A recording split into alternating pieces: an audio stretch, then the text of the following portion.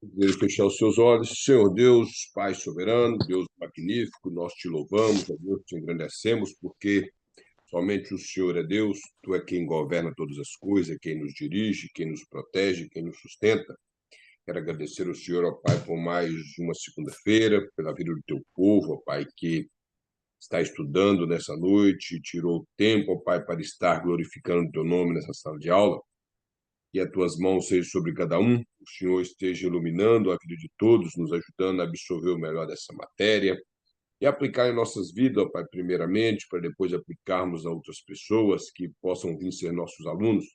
Esteja conosco, ó Pai, e abençoe, ó Deus, a vida de cada um, dando força para continuar nessa caminhada, a estudar. Sabemos que é difícil, ó Pai, é uma peleja muito forte, às vezes, e muito dura, mas pedimos ao Senhor, nos fortaleça, capacite a cada um e seja com todos nessa noite, guardando o lar de todos, ó Pai, neste momento. Abençoe também, ó Deus, o pastor Luiz, no grupo do Bacharel, que as tuas mãos e o teu espírito estejam iluminando a vida de cada um naquele lugar. Seja com todos, ó Pai, em nome de Jesus.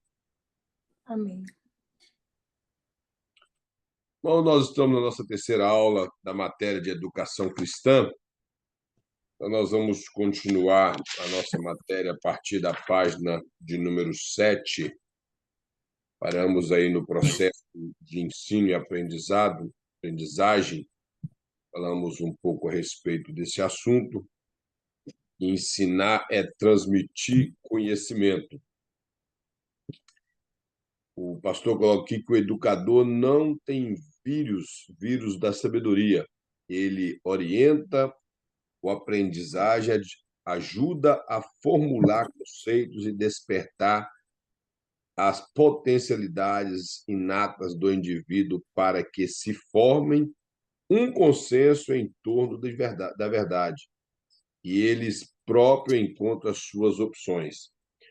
O pastor ele mostra aqui que o processo do ensino e aprendizagem na vida do professor ele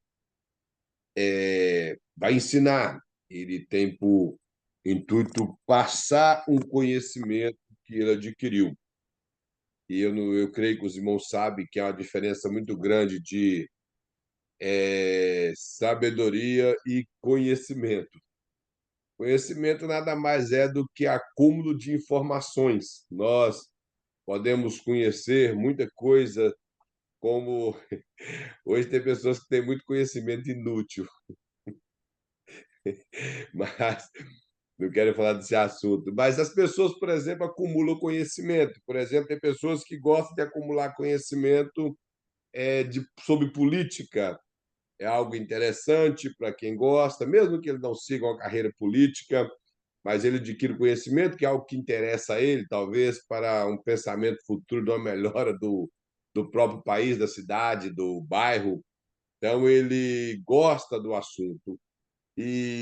Mas no nosso caso, concernente à palavra de Deus, como eu já ensinei no grupo do Bacharel, a teologia ela é um ramo da filosofia. A filosofia ela não é uma ciência em si, mas todas as ciências, como a teologia é uma ciência, ela teve o seu início na filosofia, principalmente nas filosofias de Platão e logo após Sócrates foi o divisor da chamada filosofia.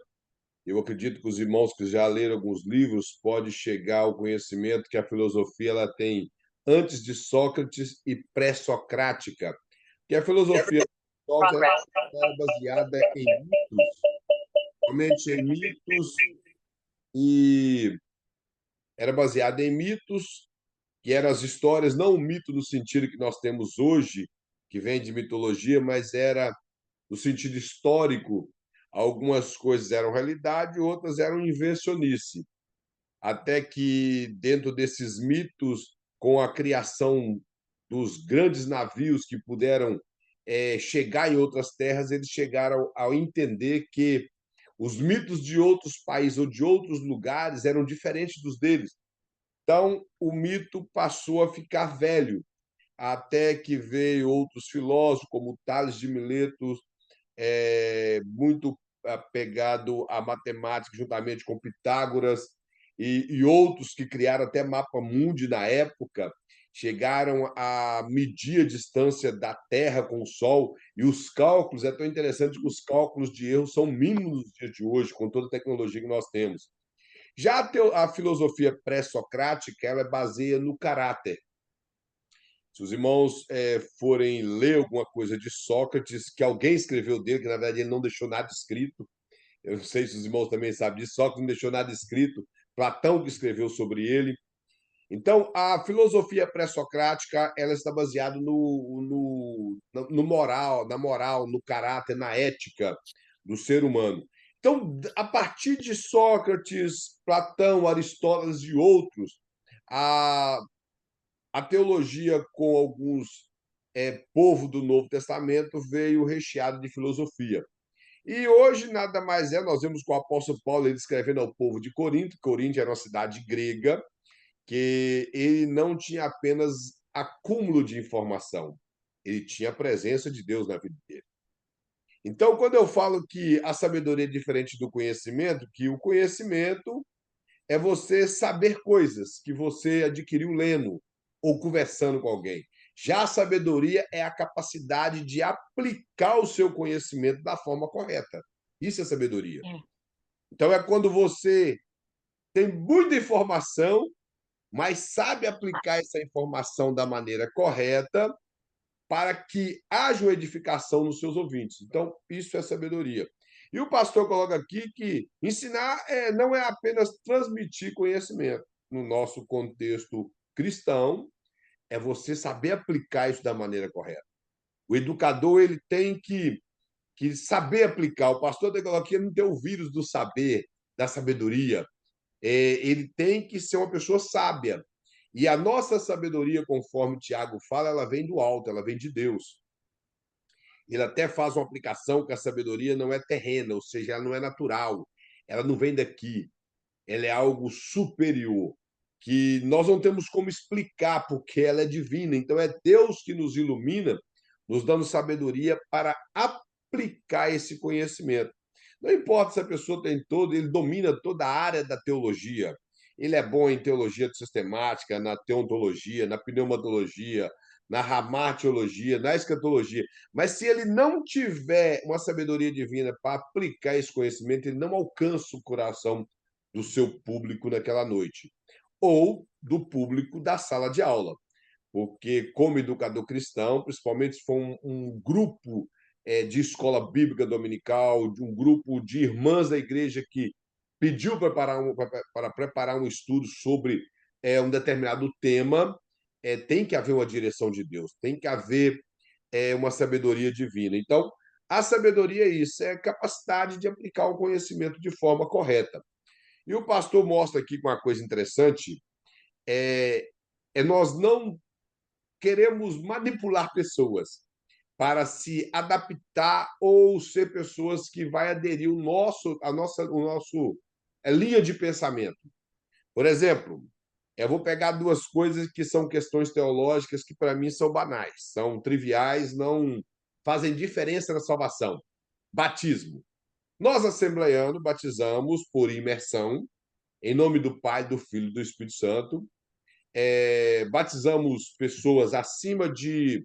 Hoje, eles reduziram acima de 12 anos, não se batiza mais abaixo de 12 anos, porque eu, particularmente, compreendo pelas Escrituras, através de Cristo se apresentar com 12 anos, compreendo também através da tradição judaica, que 12 anos é a razão de entendimento, e através da psicologia, que 12 anos é a razão do entendimento. Então, eu estou dizendo isso não é regra, não é doutrina. Eu aconselharia alguém que quer batizar até com 12 anos a não batizar, a esperar pelo menos chegar aos 15 anos para batizar. Se o pai vier e conversar, quer que batiza, vai ser batizado, não tem problema. Mas o meu conselho é: espera o menino viver mais, gente, chegar aos 15 anos e ver o que realmente ele quer, porque batismo não é brincadeira. Então, nós, assembleanos, batizamos acima de 12 anos, por imersão, e em nome do Pai, do Filho e do Espírito Santo. As igrejas que batizam por aspersão, que é as gotinhas de água na cabeça, Eu não vejo problema nisso. Batismo não é padrão de salvação. Batismo é para quem já é salvo. Então, ele não é padrão de salvação. O batismo ele é um testemunho que nós damos diante da sociedade da igreja que nós queremos um compromisso maior com Cristo. Então, o batismo como símbolo de arrependimento é isso. O batismo ele foi utilizado na Bíblia porque a purificação pelas águas, conforme o livro de Levítico, era muito latente na vida do povo de Israel. Então, João Batista, aproveitando a situação das leis cerimoniais, ele utilizou um recurso que já existia, porque outros povos eles tinham esse sistema do batismo como purificação, e ele aplicou uma teologia que era a teologia da nova aliança, o arrependimento dos pecados. Não bastava ser religioso, não bastava ser uma pessoa que cumpria as leis cerimoniais, precisava de passar pelo batismo. E esse batismo tinha que ser um batismo de arrependimento. E o interessante é que ele anuncia depois disso que ele batizava com água, mas viria um que batizaria com o Espírito Santo. Ou seja, é impossível receber a presença e a glória do Espírito Santo em nós se nós não passamos por arrependimento. Nós estão compreendendo a teologia de João Batista? Então, o batismo, ele não salva. A forma de batismo, o momento só, irmão Darlé, a forma de batismo não faz diferença, porque existe um documento do século I, aproximadamente dos anos 70 a 75, segundo os estudiosos, chamado Didaquê, na língua portuguesa, mas no grego seria Didarrê, chamado Ensinamento dos Doze, mas não tem nada a ver com os 12 apóstolos, que no capítulo 4 do Didarrê, ele traz o seguinte nos parágrafos, que se alguém fosse ser batizado, que se não fosse por água quente ou água corrente, qualquer água que achasse poderia batizar, contando que fosse por imersão, em nome do Pai, do Filho e do Espírito Santo. Mas se de tudo não achasse água corrente, água quente, ou um local como uma lagoa, poderia batizar também por aspersão. Então, isso é um documento do primeiro século, implicando que talvez algumas pessoas foram batizadas por aspersão. Isso são questões de linhas teológicas, isso não muda na vida da igreja como salvação. A irmã Dalete ia perguntar alguma coisa? Paz, sim, a paz do Senhor para Amém. todos. Tem. E como é que fica aquele versículo, então? Eu não sei se é em Marcos ou Atos, eu acho que tem em Atos também, tem em Marcos, que fala assim, ó, ide por todo mundo, pregai o evangelho a toda criatura. Aquele que crê será salvo. Não, ide por todo mundo, pregai Quem o crê e for evangelho a batizado toda, a toda criatura. Quem crê e for batizado será salvo. O que não crê será condenado. será condenado, não é estar, é será condenado. Então, não precisa do batismo, eu creio assim, não sei, o pastor já falou aí que não depende da salvação. Eu creio assim, que se deu tempo de batizar, a pessoa não batizou, faz parte. Agora, se aceitou Jesus, não deu tempo dele batizar, morreu, foi para a glória, porque aceitou Jesus e creu em Jesus. Sim. Não sei Nosso se irmão, o Wilson até colocou a referência, Marcos 16, 16. é, Vamos lá no é Marcos. versículo. O versículo diz o seguinte: ide por todo mundo e pregar o evangelho a toda criatura. Quem crê em quê? No evangelho que foi pregado. É. Que é em Jesus, né? No Isso. Evangelho, não é Jesus? Isso, o O Evangelho evangelho de é a Jesus. boas novas a respeito de Cristo. As boas Então, por novas a exemplo, respeito de Cristo. quem crê e for batizado será salvo. Crê no evangelho. Eu entendi Ah, o que a irmã quer dizer, é o seguinte: é impossível quem uma crê, pessoa quem que. não, pastor, quem crê e for batizado, aí. Sim, quem crê, mas é no evangelho e não no batismo. Agora vamos lá para explicar o que é isso. Ó. Quem crê e for batizado será salvo, quem não crê será condenado. É o seguinte: quem crê no anúncio do evangelho será salvo. Uhum. Uma pessoa salva, é impossível que um crente salvo não quer ser batizado. Pois é o que eu penso, né? Porque o batismo é o quê? O batismo foi a forma que mostra diante da sociedade. Por isso que existiu o batismo. Era diante da sociedade que é aquela pessoa que é um compromisso com Deus. Porque, por exemplo, Jesus, ele nunca pecou e ele foi batizado. A irmã compreende a gravidade? Jesus nunca pecou e foi batizado. Então, o Mas por que batismo Jesus foi batizado? Para mostrar, é para para exemplo. dar exemplo para nós. Mas o que eu estou dizendo é que o batismo, ele não é padrão de salvação. O batismo ele é Ah, um tá. testemunho. É igual, por exemplo, Assim. quando uma pessoa casa, isso virou um padrão de testemunho as mulheres casarem de véu, vestida de branco, porque antigamente, que isso tinha mais valor do que hoje, as Uhum, pessoas casavam de branco e convidavam pessoas para quê? Para que o casamento fosse declarado na cidade que ela era uma mulher casada e uhum, que ele também era. Então, o casamento, ele feito em cartório, que é o casamento que é válido. O casamento no cerimonial, ele existia na Bíblia, sim, só que não era feito em igrejas, era feito em casa, onde os dois pais, o pai do noivo e o pai da noiva, executavam o casamento e o sacerdote orava ministrando a bênção no final. Quem fazia o casamento eram os pais dos noivos. Quem introduziu o casamento para dentro da igreja foi a Igreja Católica. O casamento cerimonial foi a Igreja Católica. Isso se tornou também padrão de salvação. Não sei se a irmã sabe, o casamento é um dos 7 sacramentos da Igreja Católica e quem quebra não é salvo. Um é o batismo, eu sei, eu sei. sacramento. O segundo é o casamento. A hóstia, que não é ceia, a hóstia, que quer dizer vítima. Então, são esses tipos de coisa. De forma alguma, estou contradizendo aqui que a pessoa não deve se casar no religioso. Estou dizendo que o casamento válido é o do civil. Porque, por exemplo, quando alguém Provado do divorcia, ele vai civil. no pastor e pede ao pastor uma certidão de divórcio? Não, ele tem Casamento que ir ele no vai ter. cartório. Entendeu? Então, o batismo, ele é um testemunho. E, como eu falei, um crente salvo, ele tem desejo de batizar. É, Então, agora, se um crente, como ele falou, um crente está na igreja, está tendo a oportunidade de batizar e vai enrolando, é porque não quer um compromisso com aquela igreja local. é, Ele não quer. Então, esse tipo de crente é problemático. é. Ele não está querendo um compromisso. Mas não que o batismo salva, eu quero dizer que formas de batismo. E ainda existe o batismo por efusão, onde a pessoa pega um balde de água, uma caneca de água e joga e pinga, e quem pingou está batizado. Só que esse batismo é o menos executado. Mas o batismo, por exemplo, que a igreja presbiteriana e algumas batistas, o número de batistas que faz isso é bem pouco, que é o batismo por aspersão, que coloca um pouquinho de água na cabeça. É, eu acredito que ele é aceito por Deus, porque forma de batismo não faz diferença. Há aquelas pessoas que vão pegar o significado da palavra batismo ser mergulhar.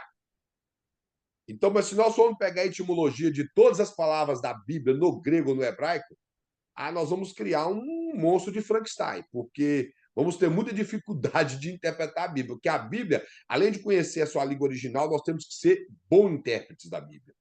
Temos que entender a mensagem que o escritor quis passar. Um dos exemplos, por exemplo, na Bíblia, que a Bíblia traz a palavra esplagma, que quer dizer tripas.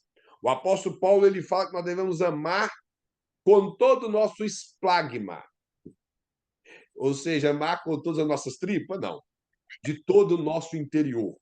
É, Mas existem algumas palavras que trazem a palavra entranhas. Entranhas é o nosso intestino. é. As traduções mais antigas de João Ferreira de Almeida trazem a palavra entranhas. Aí eles chegaram a um consenso que a palavra esplagma também pode ser traduzida pelo nosso sentimento do interior, de todo o coração, que expressa melhor, dentro do pensamento grego, o nosso sentimento. Então, não basta conhecer o grego, tem que saber interpretar. Então, nós É. temos que tomar muito cuidado com esse tipo de coisa. E são linhas teológicas, não muda nada. Outra linha É. teológica: pré-tribulacionismo, pós-tribulacionismo e mid-tribulacionismo. Isso altera alguma coisa? Todos eles creem que Jesus vai voltar. Todos eles creem que Jesus vai arrebatar a igreja. Nenhum deles É, diz isso. Uma coisa é, Jesus vai voltar. sim. Indiferente se é no início, no meio ou no final da grande tribulação. Ele vai voltar e Uhum. todos creem assim. Então não há necessidade de se desgastar com esse tipo de coisa. São coisas que às vezes as igrejas querem pôr na cabeça de alguém. É nesse sentido que eu estou dizendo. Nós, por exemplo, a nossa igreja, a Assembleia de Deus, ela crê no pré-tribulacionismo? É o que vai ser pregado. Ela crê no batismo por imersão, em nome do Pai e do Filho Santo? É o que vai ser ensinado. Não estou compreendendo? Uhum. Então, cada Eu igreja compreendo. adotou uma linha teológica. Só que nós somos livres para adaptar a melhor linha teológica que tem mais base bíblica. Outro É. exemplo, isso se estuda na antropologia bíblica, é a formação do homem, espírito, alma e corpo. Nós acreditamos que o homem ele tem essas três substâncias, espírito, alma e corpo. Eu coloquei substância aqui só para fazer a divisão, que não tem como explicar o que é o nosso espírito com tanta clareza, só dá a entender que o nosso espírito seria a nossa parte religiosa, é a parte que nos liga a Deus, é onde o Espírito Santo, podemos dizer que ele mora. É onde está localizada a nossa consciência, a capacidade de discernir o que é certo e o que é errado. A nossa alma é toda a sede do nosso sentimento. É o que nos faz pecar. É o que nos leva a cometer pecado. E o corpo é a matéria onde habita a alma e o espírito. Ele é o veículo da alma e do espírito. O nosso irmão o Wilson colocou aqui o pensamento tricotomo, que é da tricotomia, onde acredita que o homem é espírito, alma e corpo. E existe a dicotomia, que o homem é corpo, alma barra espírito. Para eles, espírito e alma são sinônimos. Existem algumas passagens no Antigo Testamento que parece ser sinônimo. Existem outras passagens no Antigo Testamento que deixa claro que o homem é corpo e espírito. Só que esse é um pensamento platônico, que dentro da filosofia platônica, o homem ele tinha o corpo, que era a matéria ruim, e o espírito, que era a parte perfeita que Deus colocou nele. Ele acreditava que o homem vivia neste mundo, mas existia o mundo das ideias, que era o lugar da perfeição. E Ah, essa filosofia se difundiu, misturou-se com a teologia veterotestamentária, uma teologia judaica, de onde surgiu o pensamento gnóstico. Então, nós temos que tomar muito cuidado com isso. Esse tipo de coisa altera na salvação? Ser tricotomo ou dicotomo? Não. Não altera na salvação. Nós acreditamos que somos tricotomo. Eu, particularmente, acredito nisso. Vejo isso muito claro no Novo Testamento. E no Velho Testamento, as passagens que apresentam a dicotomia, às vezes é com interpretações erradas. Ou às vezes é simplesmente porque o escritor quis abordar somente uma dessas partes que são imatérias do homem. Principalmente os Salmos declaram isso muito. E sem contar que, às vezes, ali a alma não tem a ver com a parte matéria, tem a ver com pessoas, tem a ver com sentimentos, uhum. espírito, às vezes, tem a ver simplesmente com a questão de culto, com a questão de declaração do que Deus é em nossas vidas. Então, nós temos que saber discernir isso, até no Novo Testamento. O apóstolo Paulo ele fala que toda alma seja sujeita a toda autoridade. Toda alma ali não está falando da parte matéria, está falando de todo ser humano. Então, nós temos que saber discernir essas coisas. E o contexto vai declarar. Só que o apóstolo Paulo também, que organizou toda a teologia neotestamentária, ele declara que o homem é espírito, alma e corpo. Isso está em 1 Tessalonicenses, capítulo 5, versículo 23. E também o escritor aos Hebreus fala que a palavra de Deus é apta para discernir, fazer separação entre juntas e medula, entre alma e espírito. É. Não que ela vai fazer essa separação, porque eu acho que a alma e o espírito elas são inseparáveis. A junta e medula se separa. Mas e se você observar, ele vai falar de espírito e alma e juntas e medula. Juntas e medula está no corpo. Então, nós temos que entender isso. E outra coisa que tem que ser declarada é que esse corpo, esse, matéria, quando a Bíblia fala que a carne milita contra o espírito, essa carne não é esse corpo. Porque a palavra corpo, se você olhar no grego, é a palavra soma. E sempre quando o apóstolo Paulo ele utiliza a palavra carne, é a palavra sarx, que quer dizer toda a depravação total do homem. É o nosso lado pecaminoso, infreável, que nós herdamos de Adão. Então, a palavra sarx é uma palavra que sempre ela está ligada à nossa depravação que está em nossa alma. Então, o que nos faz pecar é a alma. Por É. isso que, se nós formos mais pendente às coisas carnais, às coisas que a alma deseja por ela ter, desejo, intelecto e vontade, o nosso corpo vai executar as coisas que a alma quer. Mas, ou seja, fofocar, olhar onde não deve, falar o que não deve, ouvir o que não deve. ter preguiça, pensamentos impuros, adultério, homicídio, roubo. Isso são os É, desejos da alma. Qual é é, o desejo do nosso espírito? É adorar a Deus, porque o Espírito Santo, na verdade, o desejo, eu falo nosso porque nós somos cristãos, mas o espírito do homem é a parte que leva ele a adorar alguma coisa.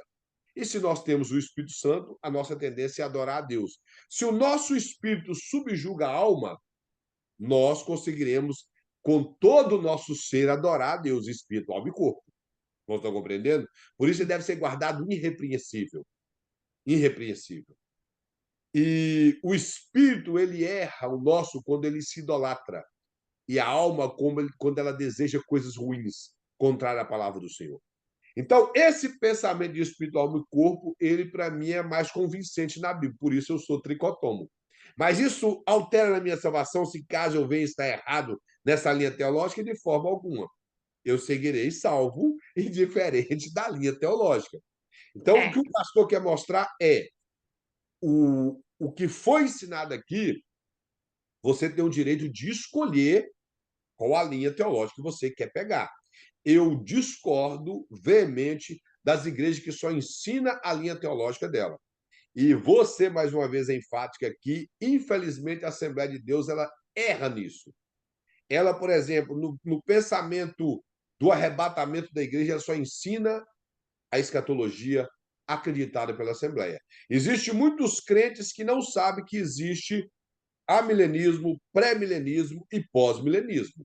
Existem muitos crentes que não sabem que existe pré-tribulacionismo, midi-tribulacionismo e pós-tribulacionismo. Então, esses tipos de ensinamento que nós queremos somente ensinar o que a nossa igreja crê, é como se criar um casulo em volta de alguém.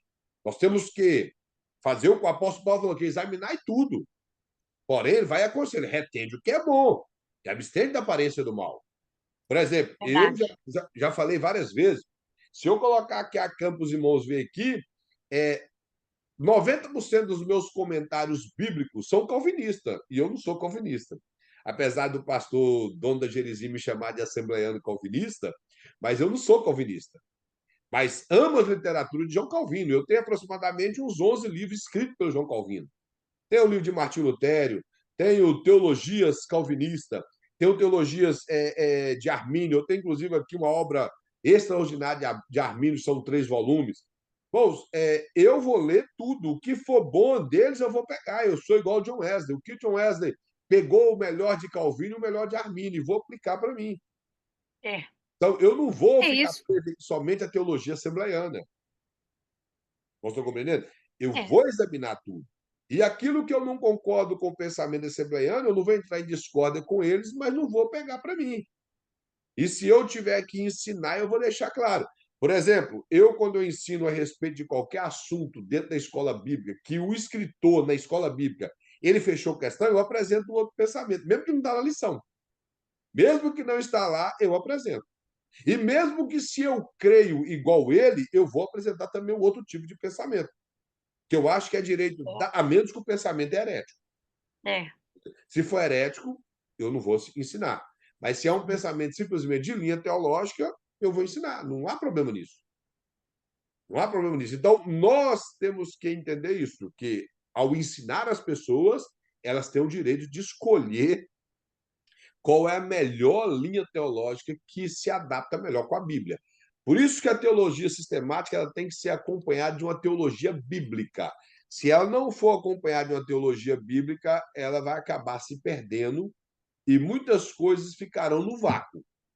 Porque é, tem muitas coisas da teologia sistemática que o escritor do livro ele quis explicar algo, porém não tem tanta base bíblica.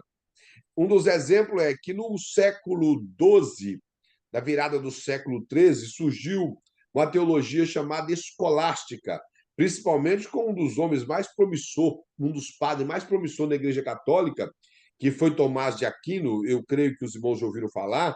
Ele foi um extraordinário teólogo, mas ao abraçar essa teologia escolástica, que era uma teologia misturada com a filosofia platônica, ele queria dar resposta para tudo.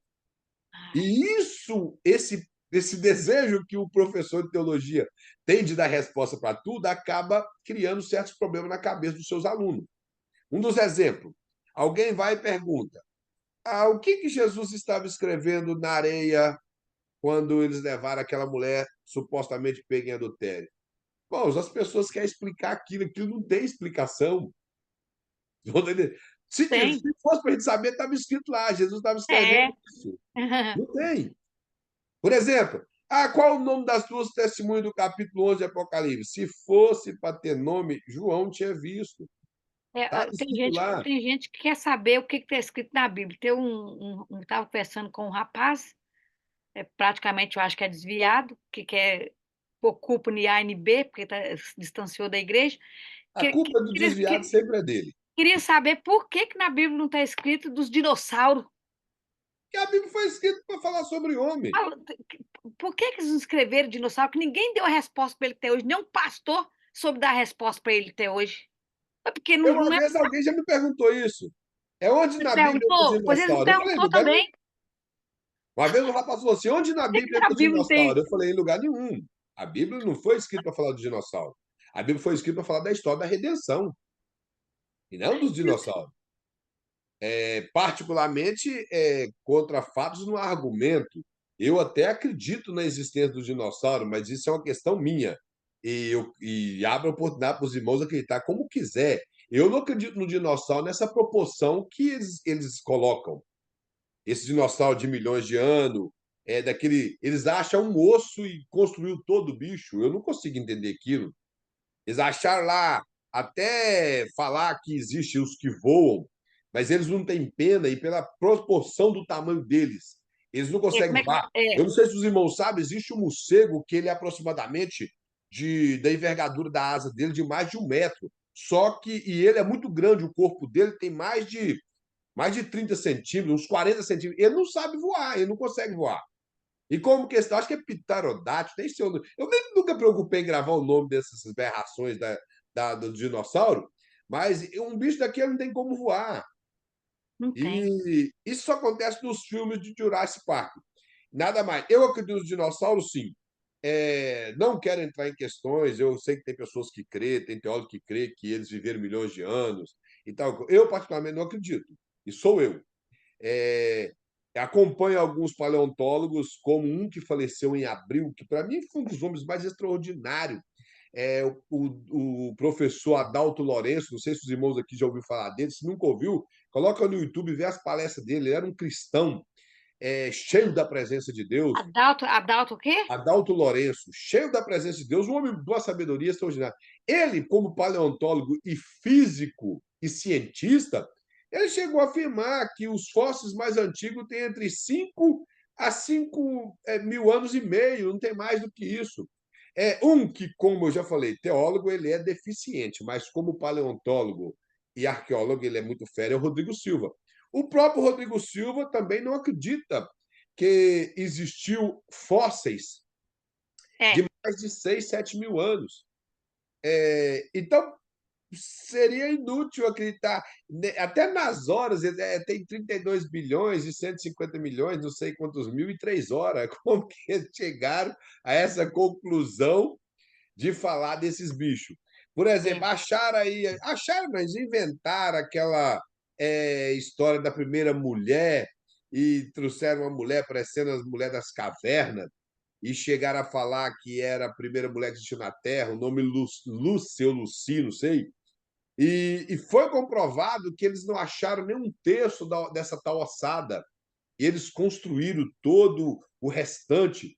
E pode pesquisar na paleontologia, todos os fósseis achados foram miniaturas de ossos, acharam bem pouco dos ossos e o resto foi construções. É. Construções, então, é muito vago. E é claro que tudo isso surgiu aí com a explosão do, do iluminismo.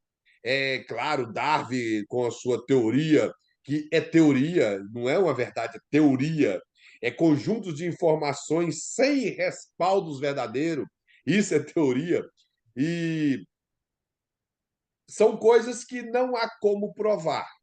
Então, biblicamente, a ciência ela não é inimiga da Bíblia, mas a Bíblia não foi escrita para falar de dinossauro, para Exato. falar de nada. Tudo Aham. que era para estar na Bíblia está na Bíblia. Por exemplo, uma das coisas que todo mundo gostaria de saber é quando que os anjos foi criado. Se não está na Bíblia, é porque não nos interessa. Vocês vão compreender?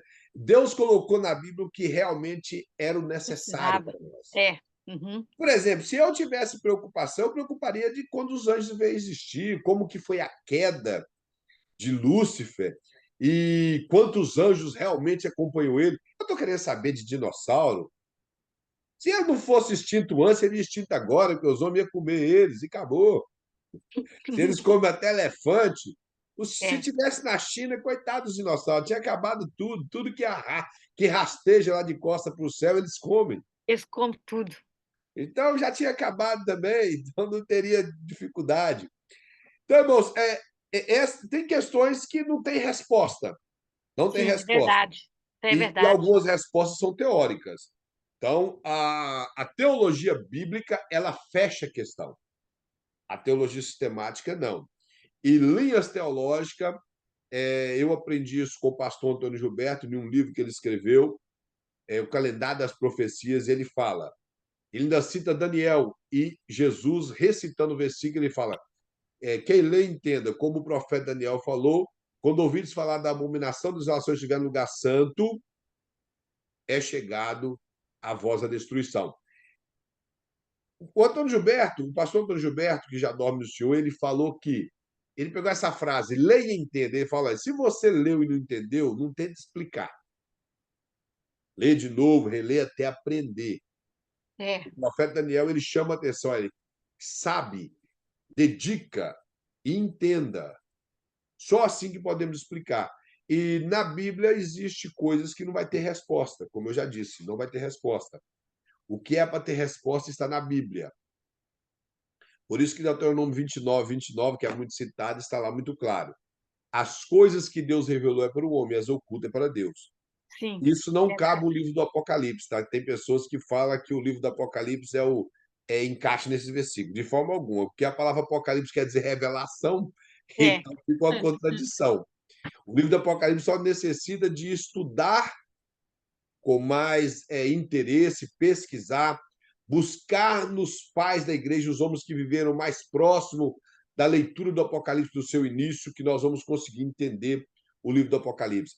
Nem optar demais para a leitura e o pensamento preterista, que quer dizer que o Apocalipse já ficou no passado, nem o pensamento futurístico, que tudo ali é revelação, tampouco pelo pensamento do desenvolvimento do Apocalipse, como alguns reformado quer aceitar que o Apocalipse ele ainda está se desenvolvendo em algumas profecias, que as profecias entram dentro da outra, que são repetições, e então se torna algo vago.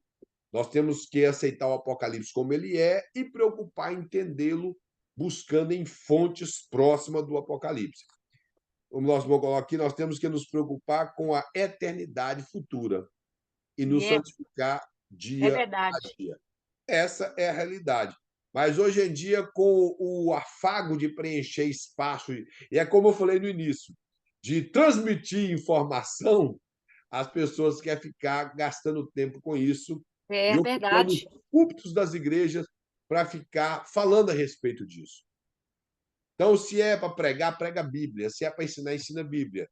Se surgiu esse tipo de questionamento, a resposta é: a Bíblia não foi escrita para falar de dinossauro. Existem muitos outros bichos que foram extintos e que tem hoje que também a Bíblia não falou dele. E por que eles estão preocupados só com os dinossauros? Exatamente.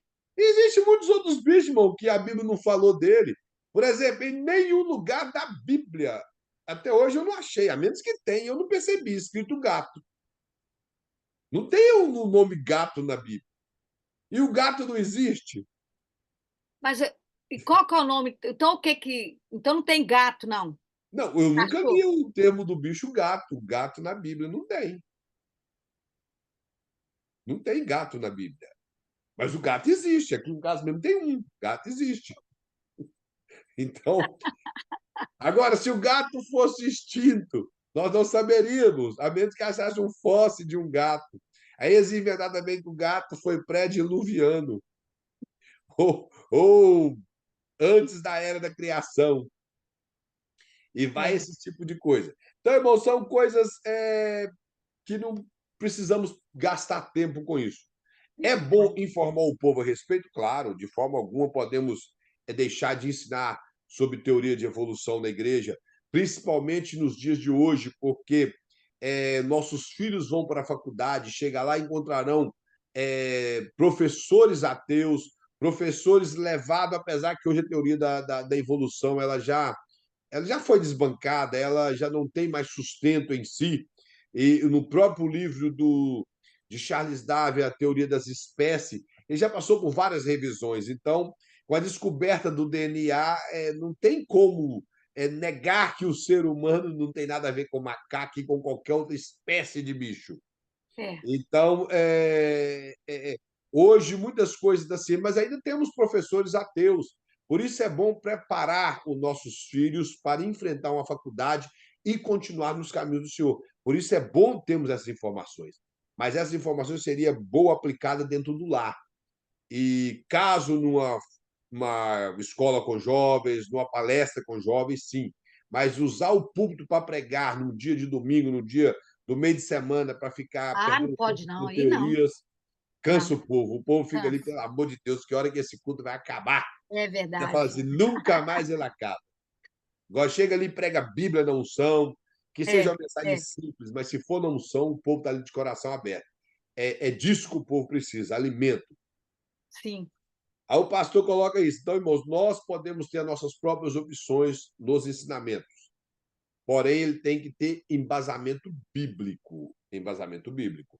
Ele coloca aqui sobre a etimologia da palavra aprendizagem ou aprendizado. Ele fala que significa apanhar, apropriar, adquirir conhecimento. Então, o aprendizado é quando nós pegamos toda a gama daquilo que foi transmitido para nós e guardamos em nosso subconsciente. Então, nós passamos a aprender as coisas. O nosso cérebro trabalha dessa forma.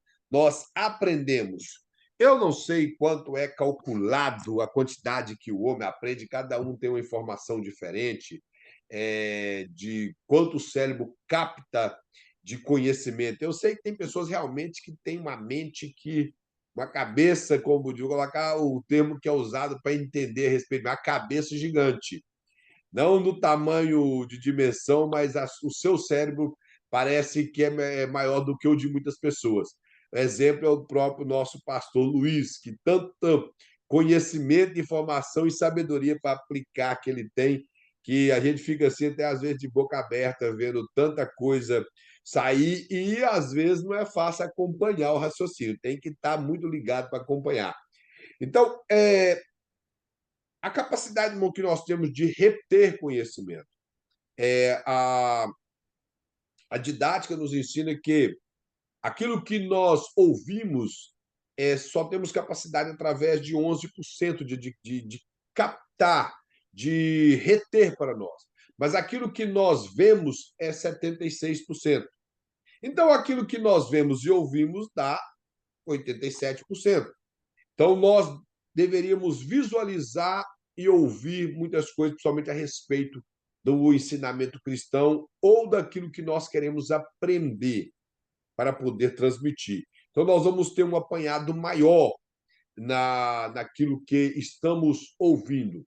Por isso que o sistema, somente em sala de aulas, aqui nós estamos na sala do Zoom, mas o sistema de sala de aula através de slide, hoje, na verdade, nem se usa slide mais, hoje está tudo computadorizado, tem telões nos lugares, fica bem é. mais fácil. Antigamente era o slide, aquela luta com o slide, somente quando ele não funcionava direito. É o data show que eles falavam. Hoje está tudo mais fácil. Mas a capacidade que nós temos hoje de avanço de internet, de muito material na internet, que nos capacita a ver e ler, e podemos ler em voz alta, que aprendemos melhor, como falamos na aula passada. Então, a etimologia de aprendizagem é apanhar ou apropriar-se do máximo de conhecimento que nós ouvimos ou vemos determinada sala de aula. Cá na letra F, o pastor coloca os desafios da educação cristã hoje. Então, nós temos alguns desafios. Ele mostra que a educação cristã é um processo de permanente aprendizagem. A primeira coisa que é isso, nós temos um processo gradativo de cada dia aprender um pouco. E ele é permanente, porque nunca temos como saber tudo. Uma das frases que, se não me engano, John Wesley ou Spurgeon, não sei qual dos dois que falou, vou fazer igual o pessoal fala. A maioria das frases desconhecidas é atribuída a Santo Agostinho ou a John Wesley ou a Spurgeon. Mas essa frase ela não é desconhecida. Eu creio que é um dos dois que falou, Spurgeon ou John Wesley. Que o estudante de teologia ele é um aluno que nunca forma. Você vai estudar, estudar, estudar, nunca vai adquirir o conhecimento a ponto que você possa formar. A cada dia que nós aprofundamos nas Escrituras, nós descobrimos coisas magníficas a respeito de Deus. Descobrimos coisas extraordinárias. O muito que a Bíblia tem uma interpretação literal, ela tem aplicações diversas. E a verdade é que a cada dia nos surpreende mais com a descoberta da interpretação do texto daquele assunto. Você leu a Bíblia, vamos supor, você leu o livro. Vou pegar um livro de Deuteronômio, que é a repetição do livro de Levíticos, do livro de Êxodo, algumas partes de Número. Você pega ali o livro de Deuteronômio e você lê hoje. Você lê ele, divide algumas vezes para você ler. Depois você lê, depois de uns meses você lê de novo. Então você aprende algo novo. Você pega depois de ler novamente, você repara e parece que você, quando você leu a primeira vez, você não viu aquilo. E Deus te dá a capacidade de interpretar o texto da maneira literal e aplicar na sua vida. Então, a cada dia que passa que nós vamos lendo, que temos o hábito de ler a Escritura, eu, particularmente, tenho o hábito de ler ela de forma lógica que ela está. Eu pego do Gênesis e vou até o Apocalipse, sempre essa é a minha leitura.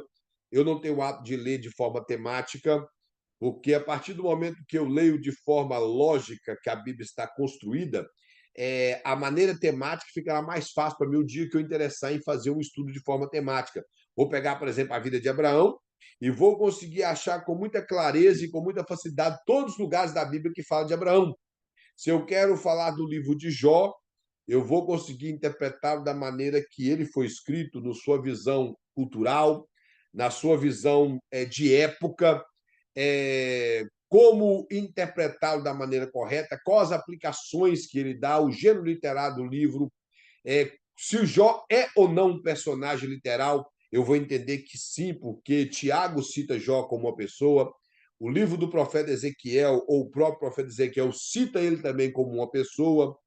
Então, eu vou entender que ele é uma pessoa literal e não um livro alegórico, como alguns querem taxar que o livro de Jó é um livro alegórico e entrou na Bíblia simplesmente para acrescentar a nossa fé, porque ele não é um personagem literal. Mas Tiago cita como alguém literal. Do mesmo jeito, o livro de Jonas. Jonas, ele existe algumas pessoas que acreditam que Jonas é um livro que narra uma parábola. Outros falam que é uma história fictícia, porque ele se prende mais a um peixe que engoliu alguém do que a misericórdia de Deus. O personagem mais falado no livro de Jonas, já falei, é o peixe. É o peixe que engoliu, se é baleia, eu não sei, se foi baleia cachalote, baleia azul, tubarão-baleia, eu não sei. Eu não vi, não estava lá. Eu sei que um peixe engoliu ele. Se fosse um lambari, eu acreditaria que engoliu ele, porque a Bíblia fala que um peixe engoliu, então engoliu. As dificuldades que as pessoas criam. Aí, para os irmãos entender como que são os pensamentos de muitos teólogos. Eles estão preocupados em discernir qual o peixe que engoliu Jonas, em vez de entender que o livro está falando da misericórdia de Deus, que Deus ele é grande em amor, que ele amou o povo de Nínive, uma das capitais da Síria, que foi um dos lugares que mais massacrou pessoas, uma das cidades que mais desenvolveu tanto na sua economia como na sua brutalidade. Então, os ninivitas eram um povo sangrento, e mesmo assim Deus os amou. Bastou eles se arrepender e Deus os amou. E Jonas, ele fugiu. Tem pessoas que criam tantas coisas. Jonas fugiu porque ele sabia que Deus podia mudar planos e perdoar uma nação que viria a ser gigante e que poderia prejudicá-los no futuro. A questão era política. Esse é o pensamento de Jonas. E o autor principal, ou a personagem principal do livro, é o próprio Deus. E o peixe tomou tanto destaque que eles querem saber que peixe que é. Aí eles falam, não pode ser uma baleia, porque a baleia não é um peixe, baleia é um mamífero. Meu, se baleia não é um peixe, baleia é o quê? Uma ave? Baleia é peixe, acabou. Baleia é peixe. Ah, baleia é mamífero. Ok. Quando Jonas escreveu o livro dele, existia essa classificação na taxonomia que baleia mamava e pertencia aos mamíferos? Não. Os irmãos estão compreendendo? Isso é coisa de 200 anos para cá. Aí eles ficam nessa discussão que nunca mais termina. É igual falar, a Bíblia tem erro, porque Moisés fala que não se deve comer determinados tipos de ave. E lá fala do morcego. Morcego não é ave, morcego é um mamífero. Primeiro que a tradução ave seria para melhorar para nós, que João Ferreira de Almeida traduziu. No hebraico, a palavra seria aqueles que voam. E outra, quem classificou também o bendito do morcego como mamífero não tem 200 anos. Na época de Moisés, voava era ave, não importa. Se voava era ave. Então acabou. Aí as pessoas ficam discutindo umas coisas que não tem necessidade. É coisa tão simples de entender, mas eles querem fazer confusão com as coisas da Bíblia. A Bíblia deixa claro. O livro de Jonas, ele é um livro literal, de uma personagem literal, porque Jesus cita Jonas como pessoa. Ele cita Jonas como pessoa. Isso é da boca do próprio Cristo. Então, Jonas não é alegoria, Jonas não é uma história fictícia, Jonas não é uma história inventada simplesmente para causar temor. Jonas foi uma personagem, primeiro que ele mostra nome de pai, nome de local onde vivia. Jonas foi citado no livro de Primeiro Reis, melhor, de Segundo Reis. Então, era uma personagem, uma pessoa literal. Ah, aqui o pastor mostra uma coisa interessante. A questão do processo do aprendizado, ele fala assim: olha, este é o desafio, viver cada dia como integrante do corpo de Cristo, tendo uma vida comprometida com Ele e com a palavra dele. Então, o primeiro desafio que nós, como educador cristão, tem, ou como a educação cristã se vê hoje, é o desafio de que nós temos que ser íntegro em relação ao corpo de Cristo, que é a igreja. Temos que ser íntegros. Íntegros é aquilo que nós somos diante dos olhos do Senhor, como eu falei na aula passada. É o que nós somos quando ninguém vê. É aquilo que você é de verdade.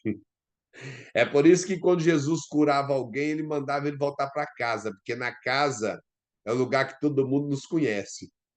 Por exemplo, quando eu chego na minha casa, tem a minha esposa, ela sabe quem que eu sou. Se eu sou o marido ignorante, o marido brigão, o marido ciumento, o marido problemático, não adianta eu estar na igreja colocando a mão na orelha e falando lava a terra, não, porque ela sabe que eu sou hipócrita. Não adianta eu estar rodando e chega lá cantando, entra na minha casa, entra na minha vida, que ela vai falar, não está entrando, não. Não entrou, não. Então, isso é integridade. Ser o que eu sou de verdade. Se eu estou errado, eu tenho que falar com Deus, Senhor, eu pequei com o Senhor, eu quero mudar, eu preciso mudar. E diante do corpo de Cristo, nós temos que nos portar dessa maneira. Transparente seria a palavra mais correta para os nossos dias. Aí ele coloca de uma vida comprometida, primeiro com Cristo. O que é uma vida comprometida com Cristo? É uma vida parecida com Cristo. É nós tentarmos pisar onde Cristo pisou.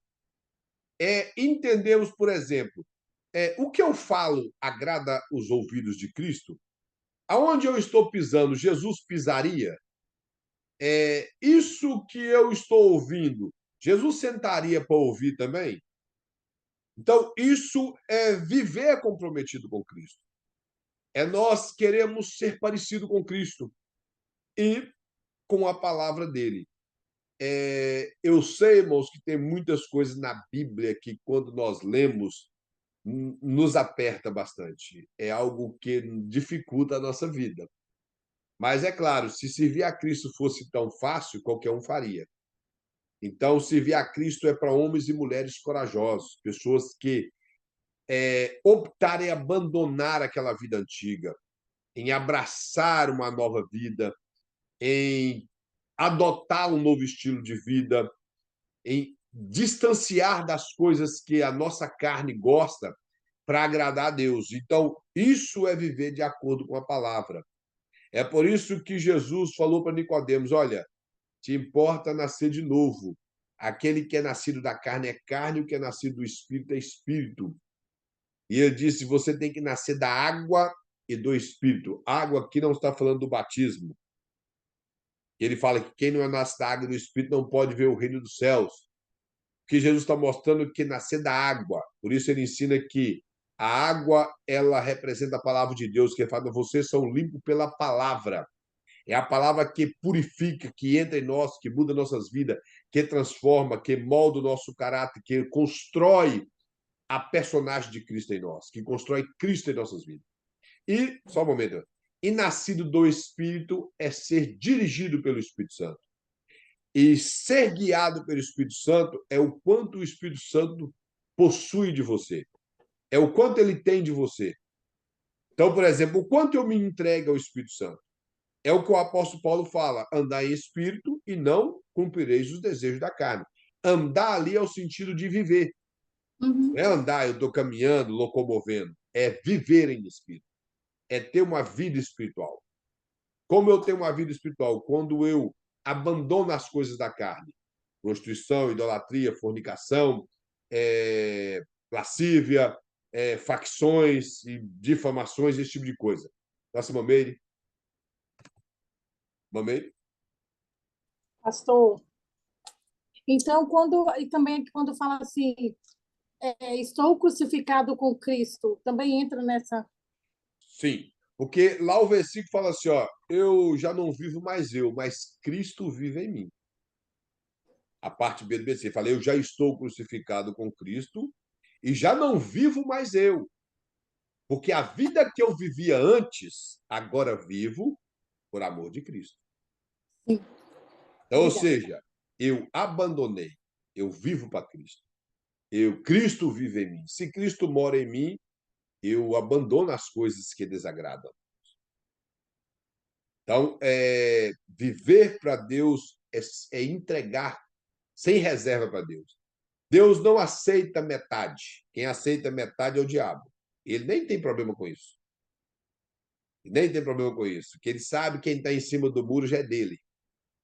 Existe até uma ilustração que as pessoas gostam muito de contar, que alguém estava em cima do muro e do lado estava o demônio, do lado estava um cristão, e o cristão sempre pregando, e de repente a pessoa olha para o lado do diabo e fala: você não vai fazer nada, você vai falar nada. Ele fala: não, aí em cima já é meu. Quem está em cima já pertence ao lado de cá.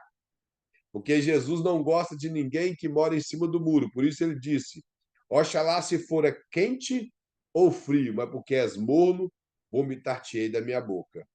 Ou seja, uma pessoa nominal, apenas de nome, uma pessoa de aparência, ele causa vômito em Cristo. A palavra ali, morno, que era um agente de uma água que vinha de duas cidades, que ela chegando através de Arqueduto na cidade de Laodiceia, ao ingerir aquela água causava vômito. Ninguém bebe água morno. Morna, alguém consegue beber a menos que bebe um chá, alguma coisa, mas a água se bebe gelada. E aqui eles gostam de beber o chamado ambiente, temperatura ambiente, mas não é morno.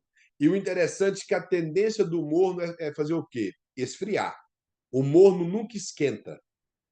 O morno você colocou, ele esfria. Então, todo crente nominal, ele, mais hora menos hora, ele está abraçando o mundo por completo e abandonando os caminhos de Cristo. Por isso que Jesus fala que ele tem que se arrepender. Só que o interessante é que antes da palavra arrepender, ele fala ser zeloso e arrepende. Ser zeloso é começar a receber o fogo de Deus e querer voltar para o ditame da palavra do Senhor. aí ele se arrepende. Então, viver para Cristo, viver com Cristo, viver a palavra de Deus é um desafio muito grande para nós, como educador cristão. E passar isso para as pessoas também é um desafio muito grande. Aí o pastor coloca aqui, ó, pode-se dizer, nunca estaremos totalmente formados, capacitados e plenos para a execução das atividades na obra do Mestre. Nossa procura deve ser constante buscando um maior fortalecimento do conhecimento bíblico. E este, juntamente com a piedade, nos tornará cada dia mais apto para o nosso mestre. Para nosso. Eu creio que é mestre, veio. A grafia está errada, mas a palavra seria para o nosso mestre. Ou seja, nós devemos procurar essa busca do conhecimento e do fortalecimento na Bíblia. É a única maneira que vai nos tornar piedosos. O que é piedoso? Eu acho que muitas pessoas fogem da palavra piedoso, que é uma das palavras do significado muito belo na Bíblia. Piedoso, devido à palavra ter sido transliterada para o latim, as pessoas fogem dela, porque é uma palavra de cunho católico, que os católicos gostam muito de falar de piedoso, piedade. A palavra piedoso quer dizer devoto. É alguém que é devoto a Deus. E ser devoto é você cumprir tudo aquilo que agrada os olhos do Senhor, o que está descrito na sua palavra.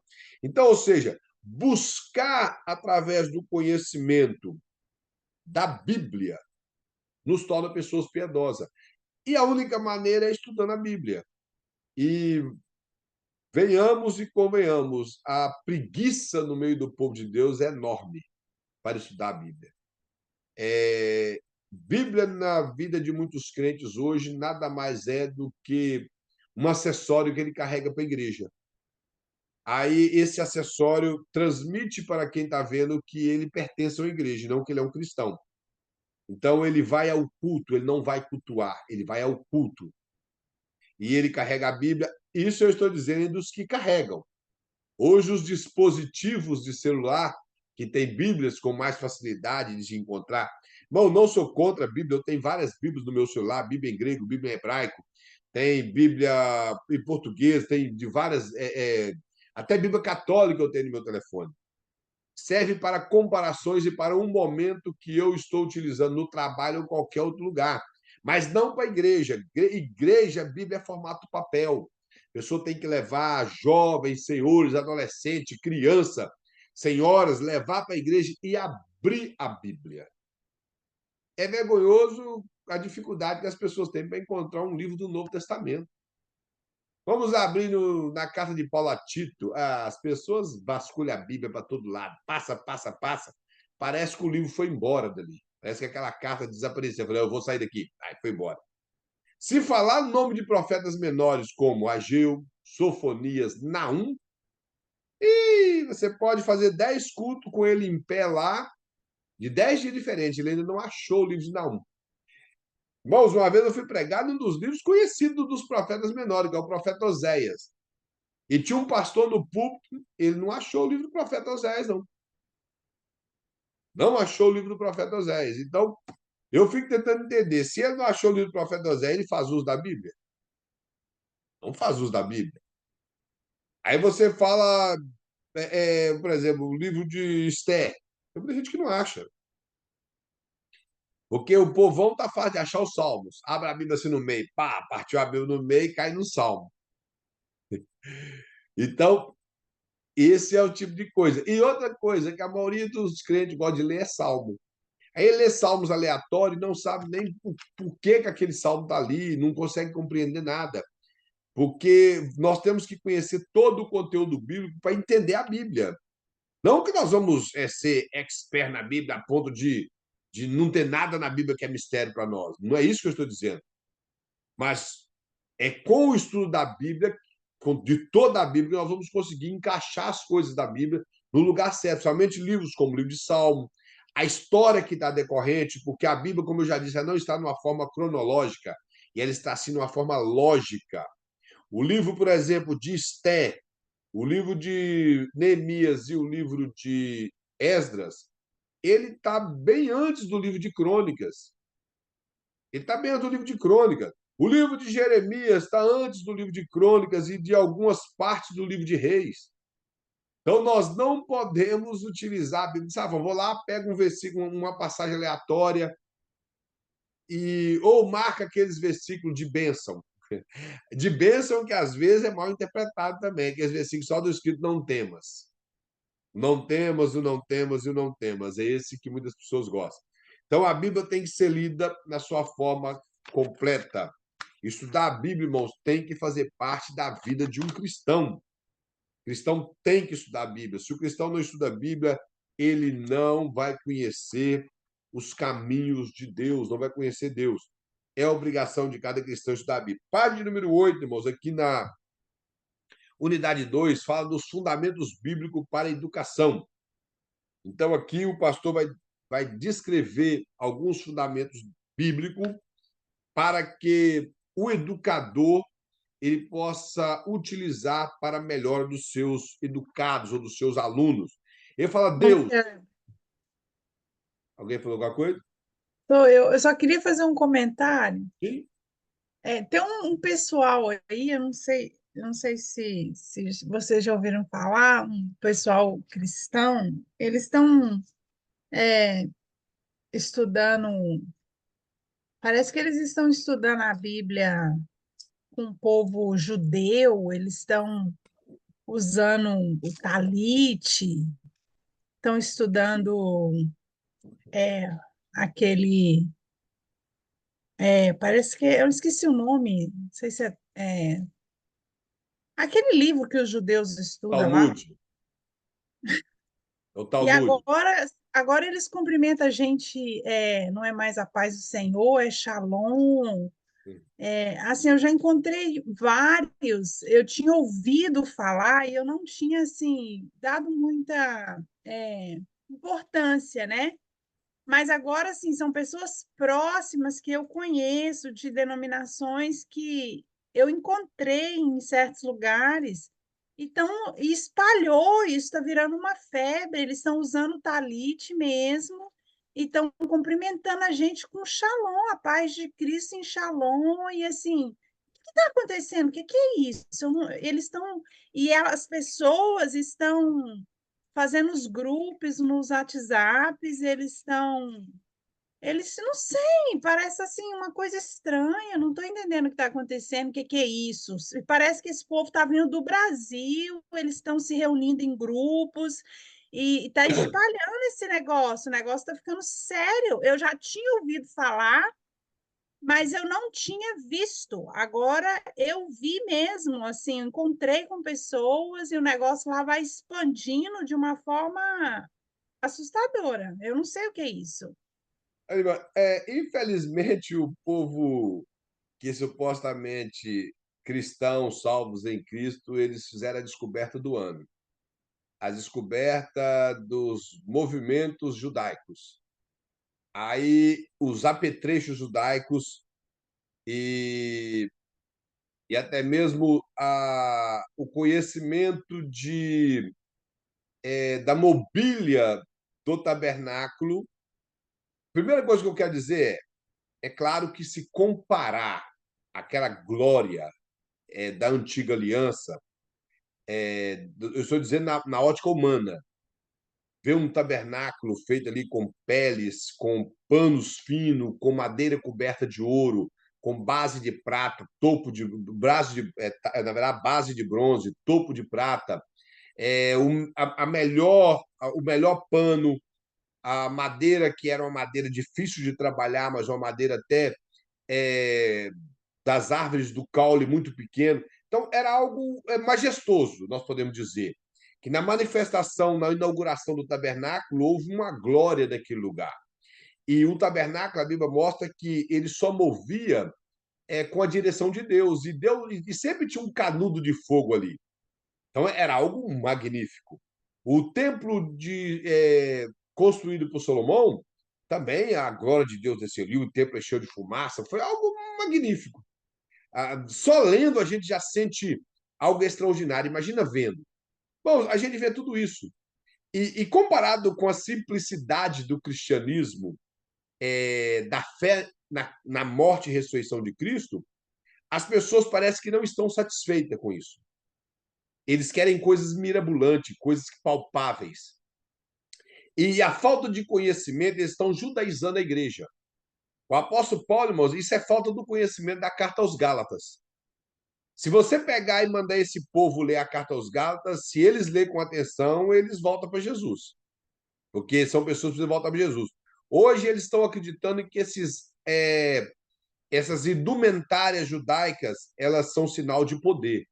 Bom, é falta de conhecimento, primeiro, histórico e de conhecimento bíblico. Primeiro que um judeu que vê esse povo colocando um talite no corpo, ele já ignora. Depois eles põem esse talite enrolado, parecendo um cachecol. Os irmãos já reparou que alguns usam o talite parecendo um cachecol? Talite era para ser usado nas orações pela manhã, posto sobre a cabeça, e para os homens. A primeira coisa. Não que fosse algo de machismo. Eu não sei se os irmãos já repararam, o talite ele é composto de cor brancas e azul, e com algumas escritas douradas, simbolizando como se fosse ouro. Ele tem essa função porque o talite ele é como que a bandeira de Israel ela é uma construção nova. Para quem não sabe, não existia na época da Bíblia. A bandeira de Israel é quando Israel voltou a ser nação. O talite já é uma construção mais antiga. A bandeira de Israel é uma construção dada pelos judeus Cabala. Toda essa construção de talite, kippá, esse tipo de coisa, eles utilizaram alguns versículos bíblicos, alguns com uma certa forçada interpretação, e criaram essas coisas judeus cabala. E os cristãos judaizantes, com as suas viagens a Israel, não tem nada contra viajar para Israel, irmãos. Eu acho que a igreja que pode fazer caravana para lá e aquele que pode ir, que é maravilhoso, somente se ele quer aprender questões geográficas e culturais. É maravilhoso. Porém, ele é cristão. O cristianismo é a mensagem da cruz, é coisa simples. Não tem a ver com esses apetrechos judaicos, essa indumentária judaica. Isso passou. O sacerdócio já não existe mais. O sacerdócio que existe hoje é a igreja de Cristo. Então, isso não torna ninguém mais santo, ficar ali vestido de talite, colocar um quipá na cabeça. Os judeus olham isso e acham isso cômico, acham que as pessoas são um bando. Me desculpa o linguajar, mas acha que os cristãos vai ser um bando de idiotas. Porque judaizar a igreja não tem nada a ver. Aquilo ali era uma lei do Antigo Testamento, um estilo de culto. Hoje, o nosso culto é um culto simples, é um culto feito de adoração em espírito. Não tem a ver com leis cerimoniais. Não tem a ver com esse tipo de entrar com a arca. A arca sumiu, segundo alguns, principalmente o livro dos Macabeus, Jeremias escondeu a arca, ele escondeu ela tão bem que ninguém achou até hoje. E esse povo está criando arca de papel, arca de madeira. Faz uma arca de ouro, então, e leva para dentro do templo. Arruma ouro do tamanho daquela arca de verdade e faz. E outra, a arca da aliança, que era símbolo da presença de Deus, ficava no Santo do Santo. O apóstolo Paulo, escritor aos Hebreus, ele fala que esse Santo dos Santos, hoje, ele é o nosso corpo. O lugar que hoje carrega a glória de Deus é o nosso corpo. A palavra grega é a palavra naor, que é o mesmo que os santos dos santos referido no Velho Testamento. Então, qual é o lugar que Deus habita hoje? Em nós. Nós somos o templo de Deus, conforme Paulo ensina. E as pessoas estão preocupadas com o culto do Velho Testamentário, com indumentárias judaicas, achando que isso é símbolo de santidade. Esse símbolo, irmão, sabe de quê? De falta de conhecimento bíblico. Porque a Bíblia ensina que o que deve acontecer com o cristão é o arrependimento. E ser cheio do Espírito Santo não tem a ver com andar com talite, com quipá, tocando chofar na igreja, atrapalhando o louvor da igreja. O chofar não é... O chofar, irmãos, era coisa para poder utilizar nas guerras, no chamado, na convocação. Não tinha a ver com louvor, com ficar... modismo e vaidade. Nosso irmão colocou... Isso chama religiosidade. E outra coisa, os ensinamentos desses judeus, se eles são prosélitos, os irmãos sabem o que é prosélito, é quando alguém é convertido ao judaísmo. Para a mulher, ela se adere aos costumes judaicos e para o homem ele circuncida. Então, ele se torna um judeu prosélito. Boa parte dos judeus messiânicos no Brasil são judeus prosélitos, convertidos ao judaísmo. Os judeus messiânicos, eles aparentemente acreditam em Cristo. Só que eles acreditam em Cristo como Messias, um homem normal que viria da linhagem de Davi, assumiria um trono, livraria o povo de Israel do jugo romano. Então, eles acreditam que Jesus é o Messias e não Deus feito homem. Teologicamente, a teologia deles é falida. Os irmãos podem entrar em qualquer tipo de canal de judeu messiânico, seja os do Brasil, seja os judeus que não são prosélitos, eles não acreditam em Cristo como a segunda pessoa da Trindade. Eles acreditam em Cristo como um ser humano vindo da linhagem de Davi. É assim que eles acreditam. Nascido de forma normal, através de Maria e José. E a Bíblia declara que Jesus ele foi gerado pelo Espírito Santo. Então, como o nosso irmão falou, esses tipos de crentes que estão abraçando esses pensamentos judaicos, essas indumentárias judaicas, são pessoas que, a verdade são falta de conhecimento bíblico. São pessoas que não têm estrutura teológica, não estudam a Bíblia. O apóstolo Paulo é inimigo deles, porque eles não vão querer ler Paulo. Se eles lerem Paulo, eles vão apanhar bastante. Porque Paulo, na carta aos Coríntios, na carta aos Gálatas, na carta aos Romanos, na carta aos Colossenses, na carta aos Filipenses, ele debate esse tipo de pensamento judaico, mostrando que esses pensamentos judaicos não têm a ver conosco. E ele já ficou no passado. Não tem a ver conosco. Usar talite não torna ninguém santo. E usar kippá não torna ninguém santo. O que torna uma vida santa é uma vida de piedade a Cristo. Nossa irmã Darlete. Ô, irmão Kleber, eu queria que você me desse uma resposta, por favor. Se você não souber agora, não tem problema. Eu sei que você sabe, mas você não... Porque umas perguntas polêmicas que muitas pessoas me perguntam, eu não sei sair quando eu estou no meio desse assunto. Por que o adventista a gente sabe que é uma seita, não é? Sim. Não é uma seita? Eu aprendi isso desde criança na escola dominical, que ela está inclusa, que é uma seita. Por que então que eles não vão ser salvos? Assim, o que eles não acreditam? Eu creio que eles não acreditam num...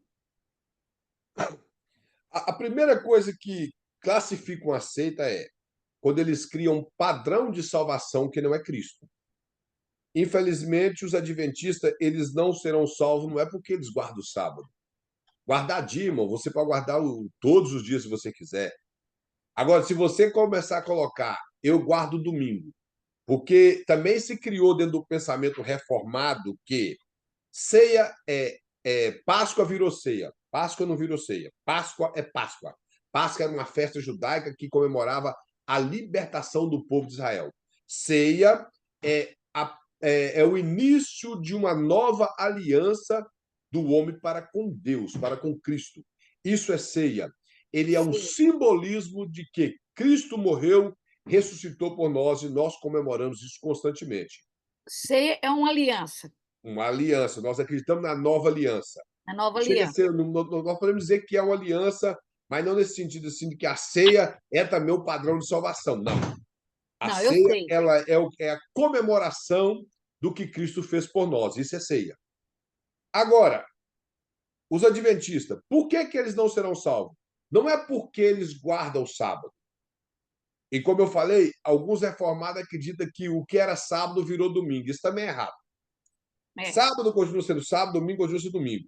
Por que os cristãos, boa parte deles, cultuam no domingo? Porque o domingo é o dia que nós temos de folga. A maioria dos cristãos trabalha em sábado e boas igrejas, pelo menos da Assembleia de Deus, tem culto ao sábado. O problema dos adventistas é que eles acreditam que guardar o sábado e não comer carne de porco leva eles para o céu. Então ficou Jesus mais sábado e mais não comer carne de porco. Vocês estão compreendendo?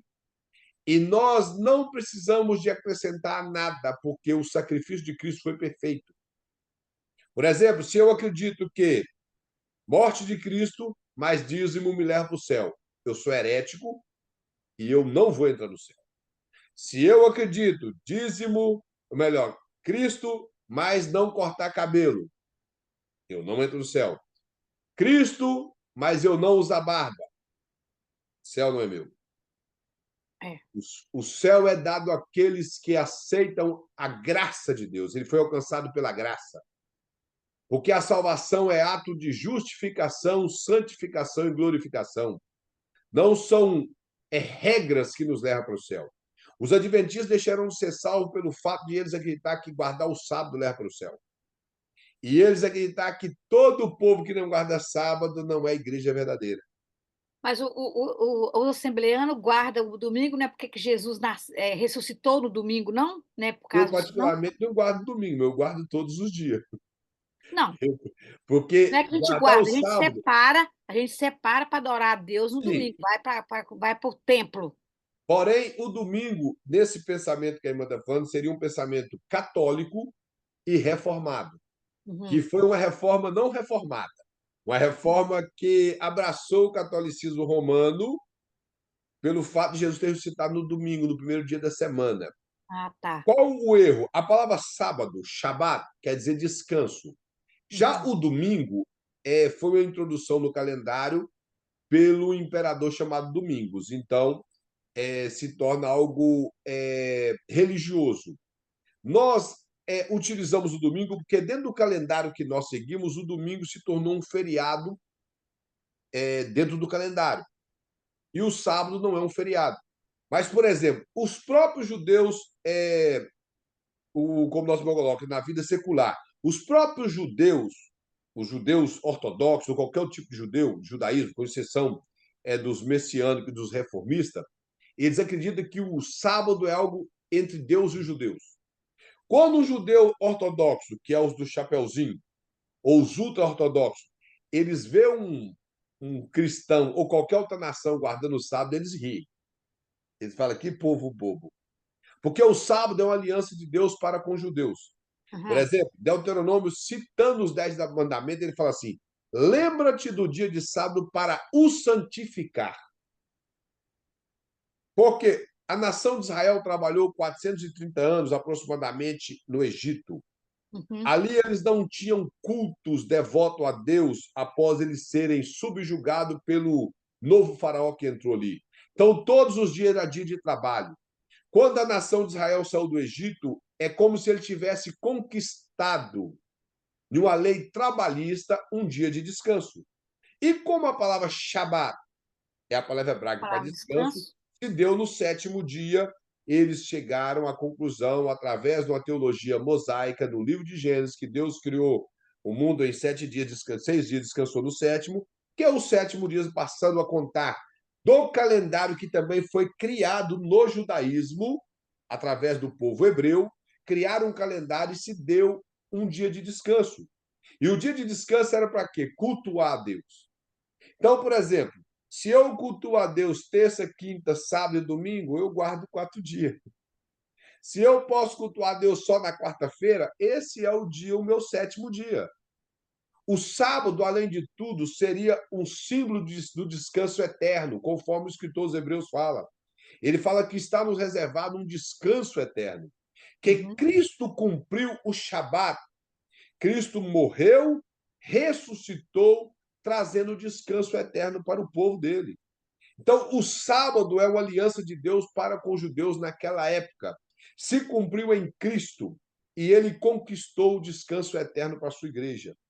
Sábado não salva. Por exemplo, os unicistas, cujo grupo Voz da Verdade faz parte, eles acreditam que eles são os únicos povos salvos do mundo. Agora, por quê? Porque eles acreditam que, quando não acreditar na Trindade, eles são salvos. E quem acredita na Trindade é condenado, porque, por falta de conhecimento histórico, eles dizem que a Trindade é um ensinamento católico, uma doutrina católica. Não é. Não é. A Trindade foi ensinada em todo o Novo Testamento e até no Velho, no Antigo Testamento. Uhum. A Trindade ela é teologia bíblica e não teologia sistemática. Ela foi sistematizada por Tertuliano. Ela simplesmente foi Tertuliano, sistematizou a doutrina da Trindade, ou seja, ele organizou de forma sistemática pela Bíblia, para que ficasse mais fácil para nós. E Tertuliano não era católico apostólico romano. Ele foi um dos pais da igreja, que a falta, como eu já disse, de conhecimento histórico leva o povo a entender que os primeiros 4 séculos da igreja não era católica apostólica romana. A igreja católica apostólica romana veio existir em 606, ou seja, século VII. Irmão Cleber. Sim? Mas o que eles acreditam é que Deus se manifesta de 3 formas, né? Não é que eles não acreditam na Trindade, eles acreditam na Trindade de uma forma diferente que nós acreditamos. Não, eles não acreditam que Deus se manifestou. Eles acreditam que existe um Deus que é Jesus, que o nome do Deus que está lá no céu é Jesus. Eles acreditam assim. Eu já participei já tive debate assim, graças a Deus foi sadio, com pessoas do pensamento unicista. Eles acreditam que Jesus é o único Deus, que não existe, que Jesus é o Deus Pai, então que não existe dentro do pensamento o Pai, o Filho e o Espírito Santo. É Espírito assim que Santo. eles não acreditam.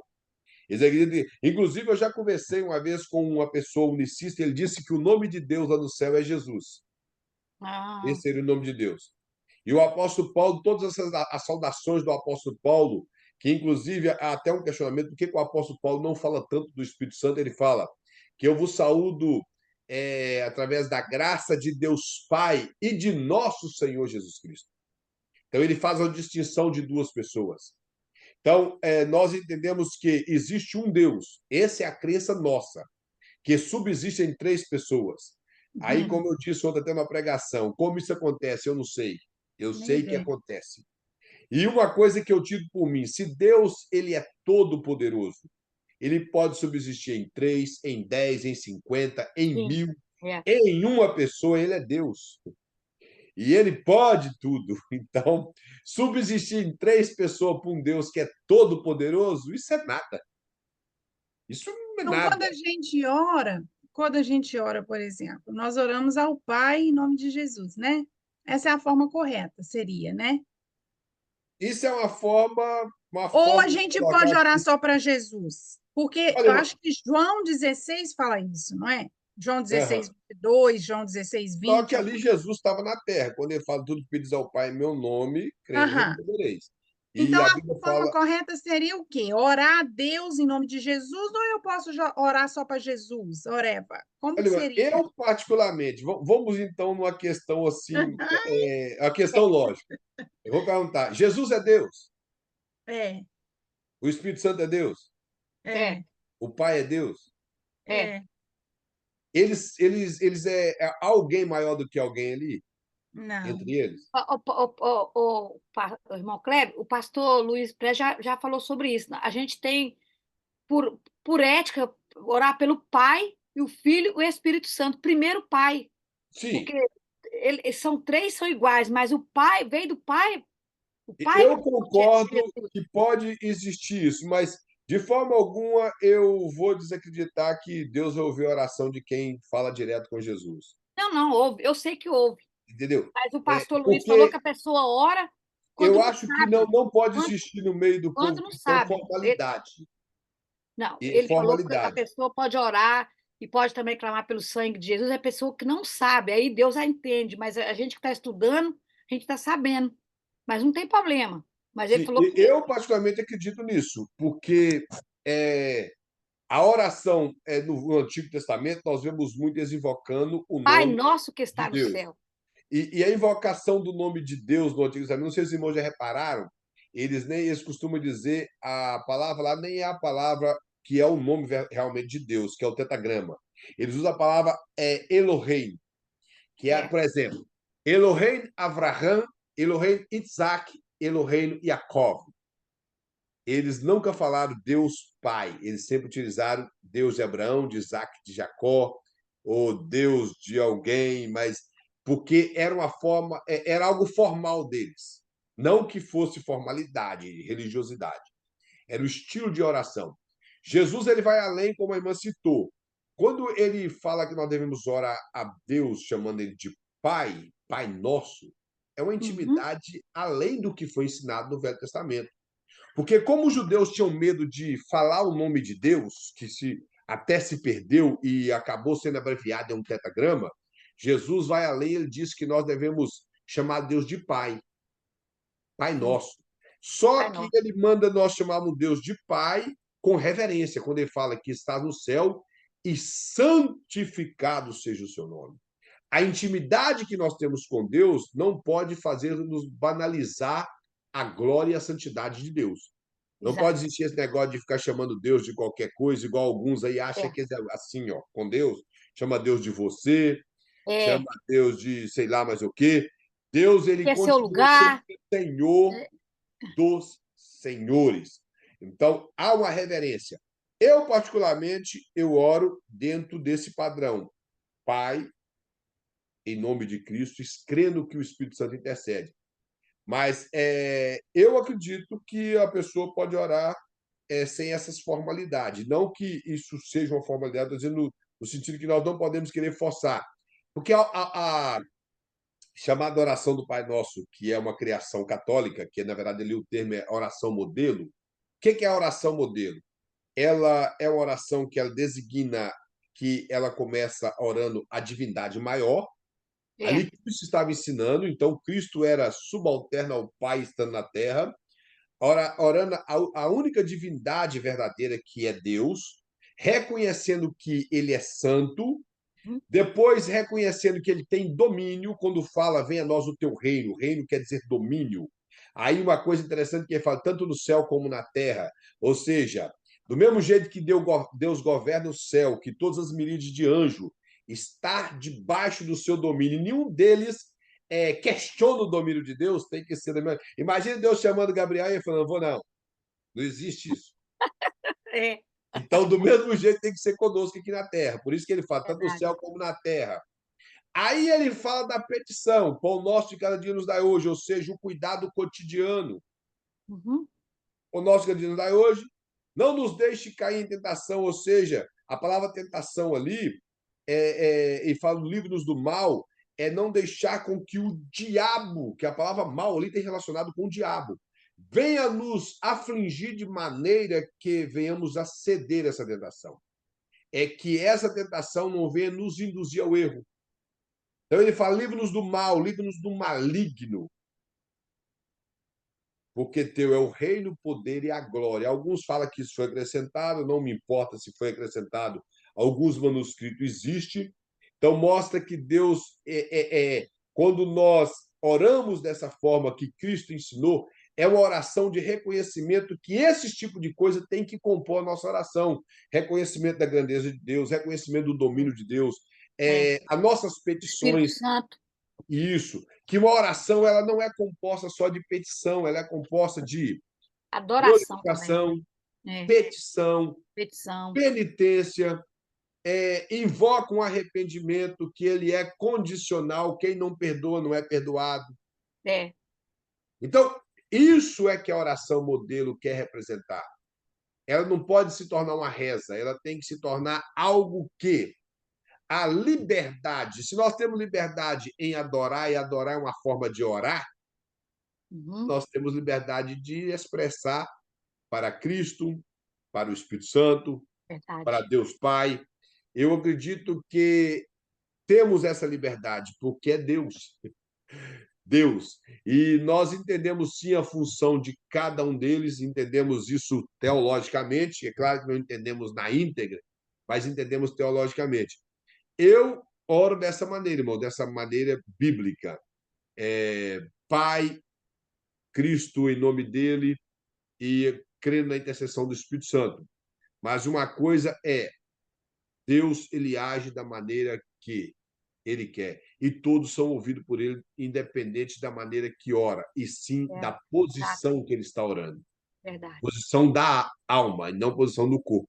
Porque A o posição próprio do Jesus, corpo, quando estava na terra, junto com os discípulos, ele ia orar para as pessoas, orar para Deus realizar milagre, ele orava, falava, ele não precisava nem de pedir a Deus, ele pedia para dar exemplo que é o pai dele que enviou ele. isso. É o pai. Nós vamos colocar uma coisa interessante, que é isso mesmo. Essa menina aí que todo mundo gosta dela, vocês adoram a Pompeia. Eu não gosto dela. e nem sei muito. Tem uma aí que é até uma tradução do hino católico, que para mim não faz diferença nenhuma também. Eu não gosto nem do hino que ela traduziu, católico, mas é cantado por todo lado. Ela realmente, ela e muitos outros cantores têm muita falta de reverência com o nome de Deus. E uma vez um rapaz falou comigo assim: por que eu não posso chamar Deus de você? Eu falei: porque Deus não é você. Ele falou assim: mas isso não é explicação? Eu falei: eu estou explicando, porque Deus não é você, Deus é Senhor. É. Aí eu falei: então tá bom, você chama um juiz de você? Não, porque eles impôs. Eu falei: está imposto na Bíblia, que Deus ele é Senhor. É assim que ele se apresentou. Quando ele se apresentou para Moisés, ele se apresentou como aquele que é e que era, aquele que sempre existiu. Aí vem eu ou você, que somos mortais, indignos, que se não fosse o sangue de Cristo, nós não éramos dignos de nada, chamar Deus de você, como se ele fosse um qualquer. Falei: Deus ele é Senhor. Falei: os primeiros cristãos do Velho Testamento tinham tanto temor de Deus que eles não utilizaram, eles até interpretaram o mandamento de não tomar o nome do Senhor teu Deus em vão, de uma forma com tanto temor que eles tiveram até medo de escrever o nome de Deus. Por isso que a pronúncia do nome de Deus se perdeu.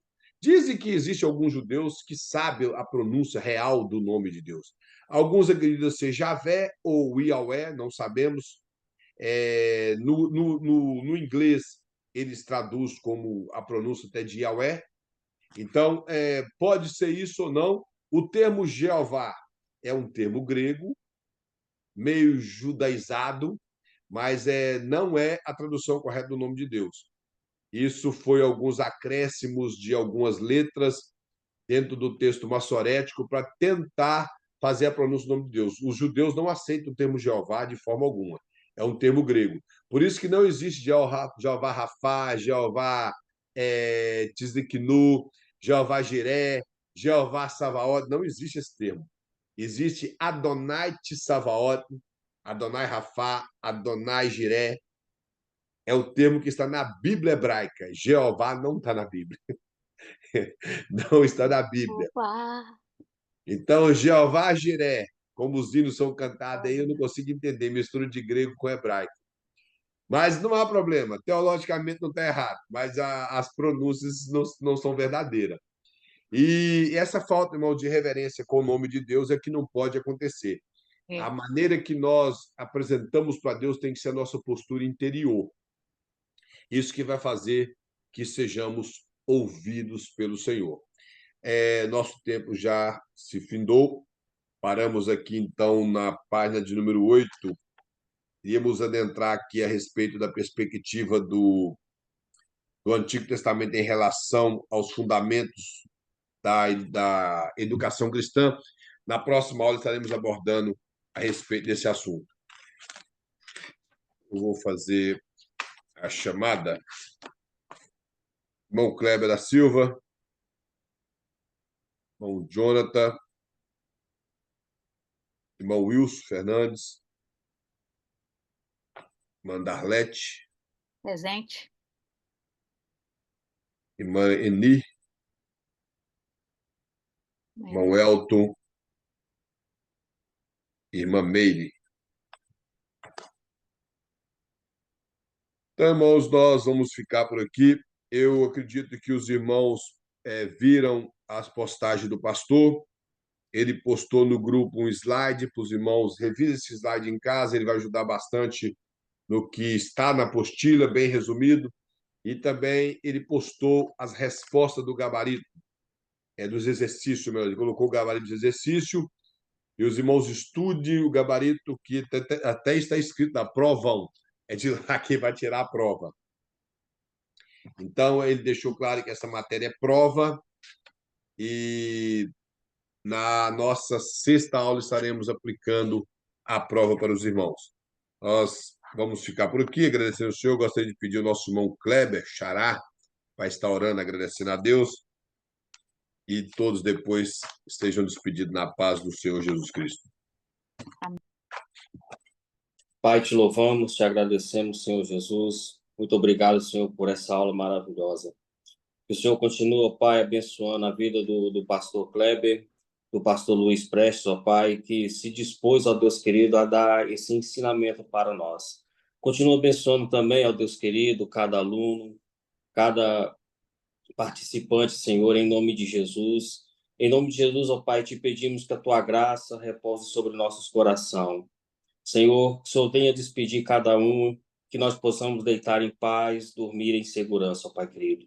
Muito obrigado, Senhor, pelas tuas mãos estendidas sobre nossas vidas. Seja com cada um, em nome de Jesus. Amém. Irmãos, que Deus em Cristo abençoe a todos. Todos tenham uma excelente noite e uma excelente Boa noite a todos. semana. Paz do Senhor e boa noite. Paz do Senhor, boa noite. Amém.